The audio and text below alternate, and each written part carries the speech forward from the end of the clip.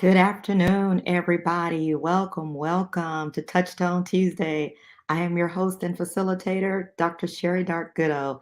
And oh my goodness, it is great to be with you on today. Change the scenery just a little bit because we are celebrating Valentine's Day. Yes, happy Valentine's Day to all of you in this 2023. I hope you are feeling the love wherever you are. I hope you are sensing the love wherever you are. And I hope you know you are loved wherever you are. Yes, it's that kind of day. Love is in the air. And my goodness, we've got a word for you. If you didn't get last week's word, we always say this, but I'm telling you, it's really, really good. You got to get that word on today. It has been phenomenal. And so we will continue and like kind with this passage on today. And so we're also celebrating this month, Black History Month. So we're celebrating all of those who have come before us to make not only our culture great, our people great, but to make this nation great. All of their accomplishments we celebrate on today, and we will be highlighting, of course, today as we did on last week. So you know how we do it here. We go to God in prayer, for we realize that with Him, we can do all things. Apart from Him, we can do absolutely nothing. So let's invoke the presence of the Lord. Father, we thank you for this day, for your amazing presence, for the excellency of who you are in the earth, and for allowing us to celebrate who you are. For you are love. And every time we celebrate love, we celebrate you. So we thank you for the greatest love of all given to us in the gift of Jesus. Because of him and our many sins being pardoned, we have access to the throne of grace, whereby we call you Abba Father. So on today, Daddy God, we thank you for allowing us to gather one more time, just to bask in your presence, to celebrate who you are in each of us, and to celebrate your word. We believe that we'll be enlightened, enriched, empowered by this word. And we believe that in this season and every season beyond, we must decrease so that you must increase. So today, amen. We are celebrating. We're celebrating with all of you. We're sharing across the platforms just a little bit today because it is Valentine's Day. And we want to celebrate that gift. So, again, happy Valentine's Day to all of you. And as I was thinking about, as I oftentimes do, what types of things to share, and we highlight on today, I wanted to highlight a particular person I think you know, very well known. And as we celebrate Black History Month, we're celebrating, yes, Frederick Douglass on today. Today would be his birthday. Yes, it would be about 206 years old on today. But we know him as the great emancipator, the great orator. He was born, as I said, on this day in 1817. We highlight him, and we highlight an institution that is well known among the historically Black colleges and universities, and that is the mighty Morehouse College. Yes, it was formulated on this day in 1867 in Augusta, Georgia. Again, the alma mater of a great man himself, and that is the late, great Dr. Martin Luther King Jr. So we celebrate all of the accomplishments of the Black community and their contributions to this country on today. So as we're getting ready for our devotional on today, and we're just going to be sharing, just talking a little bit on today. I'm not really sure where he wants to take this, but I don't think he's going to let me leave it alone. But we're going to share this one verse, which we shared on just last night in a session with the ladies. If you were able to hear a little bit of that, I think he wants to turn it just a little bit. But we're going to do whatever is allowed on today. So that verse is coming from 1 Corinthians chapter 13, verse 7. We know it as the love chapter. Yeah, it's the one that's often quoted quite a bit, utilized in a lot of our marital ceremonies. And today it is just as good as we share it on today. So, out of that, I'll be reading out of two versions, but whatever version you have, it is the Word of God, and we celebrate the Word of God on today. It says it like this out of the King James Version first. Love, that is, bears all things, believes all things, hopes all things, and endures all things. Reading that same passage out of the NIV, love again, the it, always protects, always trusts, always hopes, always perseveres. And for just a few moments, I want to speak with you about this particular topic as we did on last night. Love endures all things. Love endures all things. Yeah. Well, this is the day of love that we celebrate, culminating from the Christian feast where they celebrated the martyr Saint Valentine's himself, who selflessly gave of himself, but also it's a day to remember the love of Christ himself and what he does. And we've magnified that for sure into a billion-dollar plus industry, I might add. But at its central core, love is exactly who he says it is. Love is God, or rather, God is love. And so as we celebrate on today, I begin to think about some things. What does love really do? Well, in this passage, the Apostle Paul is writing to the Corinthian church. They have been newly developed, newly formed. They're going through a number of things and changes, but they're also seeing God reveal himself in a way that they have not seen. All of these things are new to them. The gifts are new to them, and they're being magnified in the church. The Spirit is moving through. They're seeing healings in people that they had never seen healings in before. They're seeing deliverances, people coming out supernaturally out of things that have had them bound for years. They're watching now. They're watching now. People come out of debt supernaturally. I think that's some things that we like to see in the 21st century, I might add, even now. But remember, this is new for them. They have been told that this is their lot in life. They have been told that they'll never get out from under certain types of bondages. They have been told that certain infirmities have come from one sin or one particular curse or that thing or another. And this is just their lot in life. And they're living this accordingly until the gospel, the good news of Jesus and his love hits. All of a sudden, they're seeing things they've never seen before, and they're being drawn, if you will, to the gifts and what they can do. It is here that the Apostle Paul has to open up with the chapter and talk to them about putting their faith, putting their trust, and even their love into the gifts, into even the callings, into even the positions that they are now seeing with the newly formed church. Don't put your trust in that, he says. He says, you may be able to prophesy, and that's a wonderful thing. But at some point, the prophecies are going to fail. You may be able to do these great prayers and you see things happen, but at some point, it's going to sound like, yeah, tinkling cymbals, sounding brass. Something's going to happen. And the reason it's going to happen is because you don't have the core element. The core element still is love. And so, with this, Paul begins to admonish, if you will, the Corinthian church about the importance of love. And if you allow me for just a second, I really want to work with this chapter because it's an amazing chapter if you haven't read it yourself. But he begins to talk to them in detail. What does this look like? He says, I want you to see what it looks like because love is not what we've imagined it to be. I know we've had the butterflies in our stomach. We've had the love with the boy across the street or the boy next door, or the girl next door. We've had all of those things. But Paul says it's not quite that.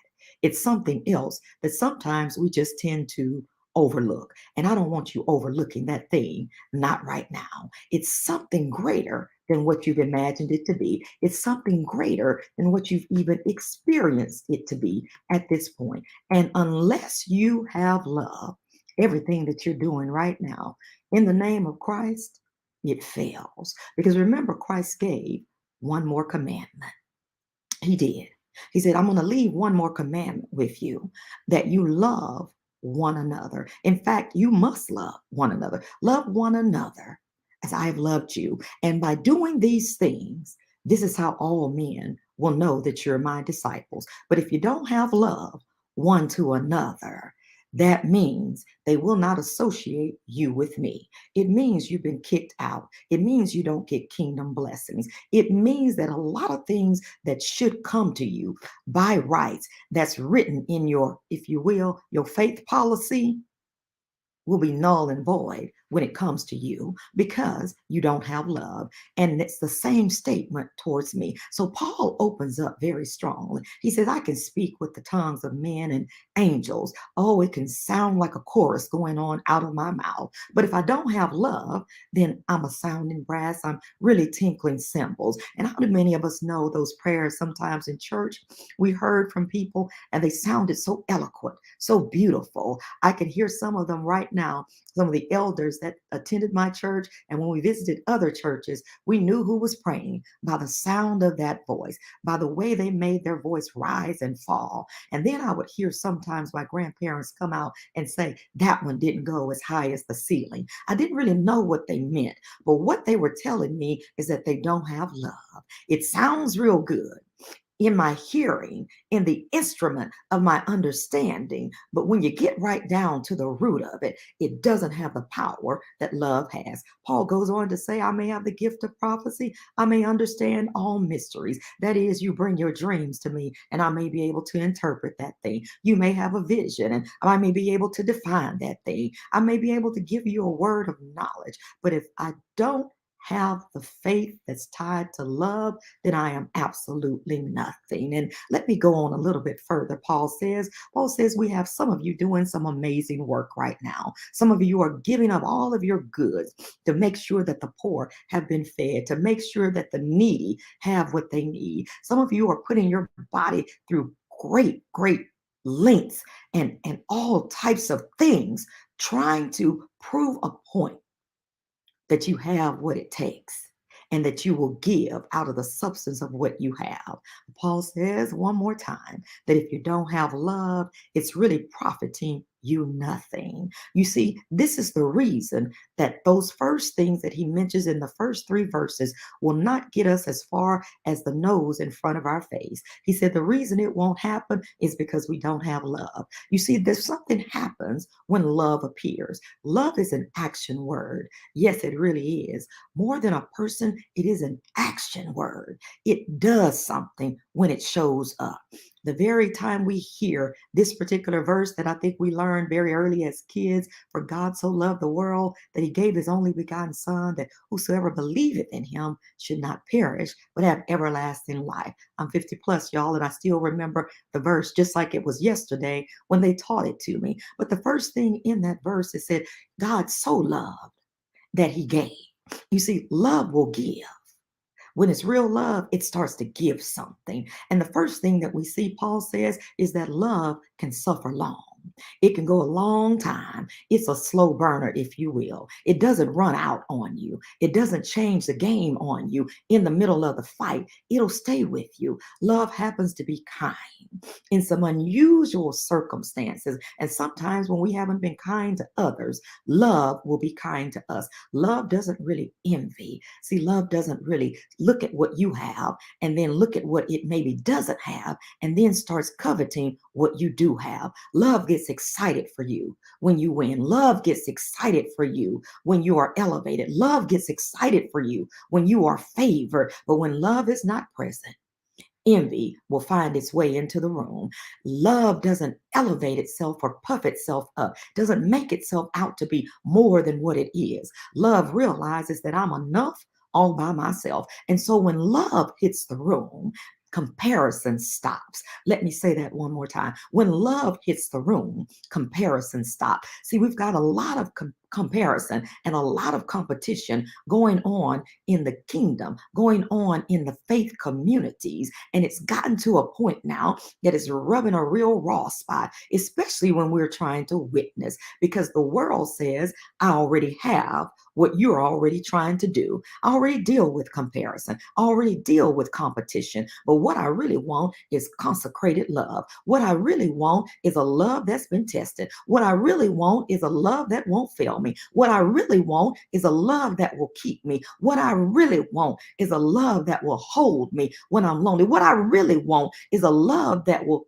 take care of me and keep me warm on the cold nights when the world is giving me the cold shoulder. I need a love like that. So I didn't come here for competition. I didn't come here for comparison. I came here because you're supposed to have the real deal. That's love. And so Paul starts admonishing the church. I believe Paul is admonishing us, the believer, right about now. Paul says that love does not behave itself unseemly. That is, love does not stand up and say, this is just how I am, so y'all deal with it. No, that's not love. That's a personality disorder, is what that is. That's a person who has decided that this is how I'm going to be, whether y'all like it or not. I'm not going to conform to the things that the word says that I should be. And I can be less than I ought to be, and everybody else deal with it. Love says that's not me. Love says that I will sit in the place and the position that he has placed me. I can be in a low estate and I'm still defined as love. I can be in an elevated seat and I'm still defined as love. That means that my character doesn't change because of where I stand. My character doesn't change because of where I've come from. My character doesn't change because I came from this family, that generation, this side of the track, or the uptown state. It does not really matter. Love says my character is who I am when nobody else is looking. I'm still going to be loved. I will not act unseemly. I will not seek things just for me. I will make sure that there's something that can bless somebody else. I'm not easily provoked. That's what love says. Love says, try me and you'll find out. Some of you have tried to irritate me. Some of you have tried to frustrate me. That's love speaking, not me right now. Some are saying, love is saying that some of you have tried to agitate me in such a way that I forget who I am. But love says I can't forget who I am, because who I am is who he is. And so since he knows exactly who he is, I know exactly who I am. I think no evil. That's a big statement there. It doesn't mean that love does not know that evil occurs. What love is saying is that I don't think of any any ill will towards my neighbor. I'm always thinking of something good that I can do. That's love. And then Paul goes on into the 6th verse as I come down to the 7th, which is where we really want to go. He says that in love, I rejoice not in iniquity. What does that really mean? I'm so glad you're asking questions today, and you're asking the right question. Iniquity is that thing that means it's a twist or a bend in the road. It is a predisposition towards a thing that takes us away from the will of God in our life. That is, we sometimes call those generational curses. That's what some people will say. That means you may see a family who is tied up in addiction, whether that's alcoholism, whether that is drug addiction, whether that is overeating and everybody is obese, whether that is just gossiping and that's just the way they do, whether they're just wicked people and that's all they know to do because that's what they were born into. It's that twist in the road. And some people, when they see those things, they know that that twist in the road is going to take them down a road that they really don't want to go because it has a very negative end. And rather than to speak a word that may turn them around, help them to navigate to a pathway that would be good and healthy for them, we will stay away and rejoice, meaning we will laugh. We will ridicule. We will make fun of. We'll even get excited when their demise comes. Paul says love does not do that. That's not love at all. So he says that love then rejoices in the truth. Love will go and seek out the truth.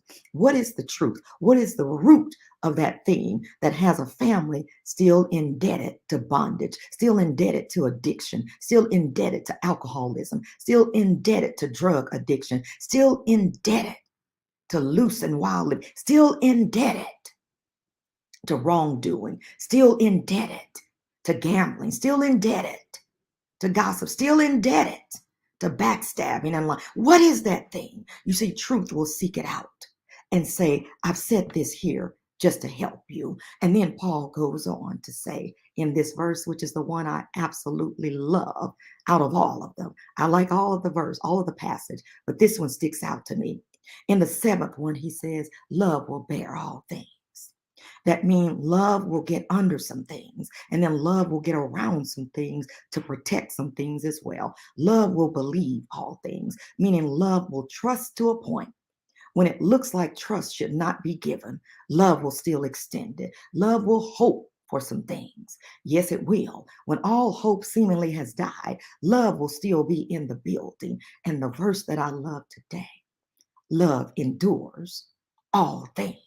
I was wondering what he was talking about when he said endures all things. The NIV says love perseveres. And that's a word that's dropped in me for about the last 2 weeks. And I'm taking it as my word for the year. Persevere. That means it outlasts some things. It can hang on despite what it sees, despite the turbulence and the tribulations and the trials and the troubles that we may see in this world. Love says, I have an expected end. I have an expected end that it's going to be good for me. I have an expected end that it's going to be favor for me. I have an expected end that I'm going to come through this healed whole. I have an expected end that it's just up from here. All I need to do is stay the course. All I need to do is outlast trouble, outlast tribulation, outlast the trial, outlast the turbulence, outlast the vicissitudes of life that can take me off course, outlast it. That's my only job. And so when I have love, the love says you can make it. The love says you can take it. The love says you won't break, not in this, under this weight, not this time. Love says you can do this. And so Paul was telling them there are some things that are facing you now, Corinthian church, and he may be talking to the 21st century kingdom church, but he says there are some things that are combating you right now that you're going to be able to outlast. Why? As long as you have this love, you're going to be able to make it. And I thought about this verse, this love endures, this love perseveres, in light of a response that Judge Ketanji Brown Jackson, that Supreme Court Justice Ketanji Brown Jackson, responded to about the third or so day of her hearings. And she said these words. She was asked a question. What would you tell young people who may be looking at you at this moment and hoping to ascend to heights such as yours? What would you tell them? She said, I have one word: persevere. She went on to give the backdrop of the story. She said that she was traveling across the Harvard Yard one day in the evening, and she was so down. She was missing her family, and she was a bit sad, and she wasn't sure that with all she was facing, would she be able to make it? Would she be able to last? Could she do the exams and pass them? She was just from a small town. She wasn't sure. And so she's traveling across the yard in the evening, head down, heavy heart. And as she traveled across the yard that evening, there was a Black lady coming towards her. She didn't know who she was. She'd not seen her. She thought she probably was one of the grounds worker, or she didn't even know what she did, maybe one of the managerial teams, but she didn't know her. And she said, as she approached this lady not knowing her and her not knowing her, the lady leaned in towards her and whispered the word, persevere. That one word was able to take her from that moment to the heights and rise that we see her now as Supreme Court Justice Ketanji Brown Jackson, the first Black female to be nominated and, yes, to secure a seat in our United States Supreme Court system. You see, one word can take you where you need to go. Love has that one word even today. You see, love does three things, and I'm out of here. Love knows how to deal with different kinds of variety. That means it doesn't matter what type of variety hits you, what type of trouble hits you, what type of trial hits you, what type of tribulation hits you, what type of low moments and low estates hit you. Love says, I've already seen that variety and I've already conquered it. Love also goes on to say that I can handle any kind. That means that when we meet people who may not look like us, who may not sound like us, who may not believe like us, who may not think like us, who may not have grown up like us, who may not have the same values as us, love says I can take on every kind because I've already conquered that. And the thing that I love the most when we talk about love enduring, love says not only will I deal with every kind, not only will I deal with every variety, but I'll also deal with every part.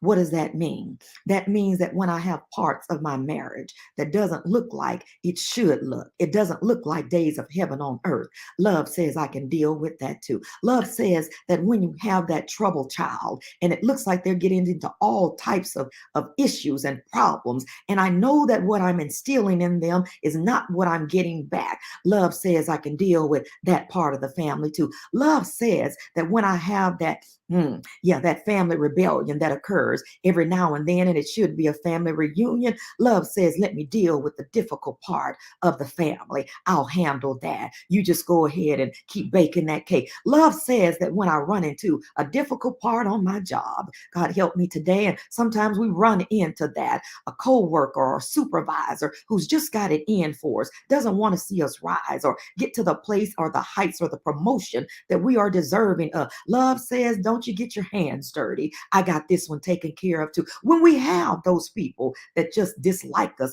for no uncertain reason, love says, don't turn away from your pathway. Don't get off your journey. Stay the course. Love says, I'll take care of the difficult parts for you. And the reason love can say that is because love found itself on a tree one day called Calvary. On that tree, love says, I can even handle the weight of persecution. I can handle the weight of ridicule. I can handle the weight of taunting. And yes, I can handle the weight of your sin, the weight of you even walking away and this not acknowledging God. I can handle all of that. I can even handle something called death, because in me is life. And though I am dying on today, what I know is that in 3 days, I'll rise again. In 3 days, I'll be back walking the earth. I'll walk it for 40 days just to prove a point. And then I'll ascend and go back into heaven, sit down at the right hand of my Father, because love says I did what I was sent to do. Love still conquers all. Love then endures. On this Valentine's Day, find somebody who's going through a difficult moment. Find somebody who may be even going through the throngs of grief right now and the challenges perhaps of an infirmity, and say that what I know is that though it looks like this might not be the thing that you want, might be the thing that overtakes you, what I know is that as long as you have love, love trumps, love wins, love outlasts, love conquers all, love endures, love will help you persevere. Stay the course. And one day, this test will be your testimony because of love. This is the word of life on today, and I wanted to share it with you all. I'm telling you, this has just been amazing to me. We've looked at a number of things here. Love, love, love. The greater one is in you on today. And that's all you need to know. Yes, enjoy the gifts, enjoy the presents, enjoy the chocolates. You're like me, enjoy the chocolate covered strawberries. Enjoy this time with your loved ones, whether that's a spouse, your family, your children, maybe a friend, maybe co-workers, it may be anyone. But remember this, remember the core that we're going to need in order to conquer, and that is love itself. If we don't have love, we will have absolutely nothing. And Paul concludes the chapter by saying, you're going to have three when all is said and done: faith, hope. King James Version says charity. NIV says love. So you're going to have faith, hope, and love. These three. But the greatest of these is love, because love will be the one that lasts.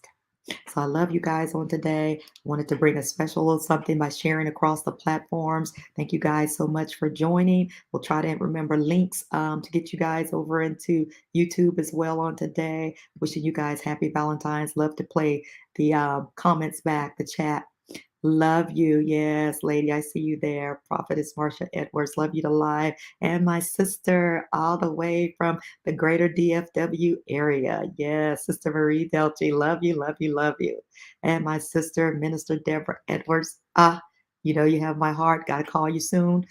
Sister, I see you coming in hot there.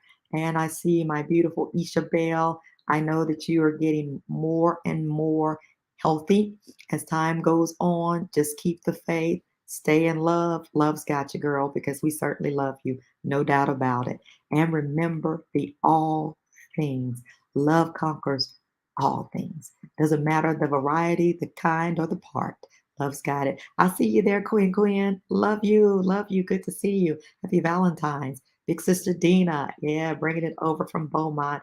And of course, our beautiful Deacon Helen Siner. We love you to life. You guys are amazing. Thank you so much for joining today. Please share this broadcast. If you know somebody, put their name in the chat, tag them so they can come on over here. We look forward to being with you guys as the Lord allows on next Tuesday with TouchTone Tuesday, where we get in touch with the tone of God's voice because we know that He provides a word alive. So go and enjoy this Valentine's Day as love endures. Take care. Have a great day.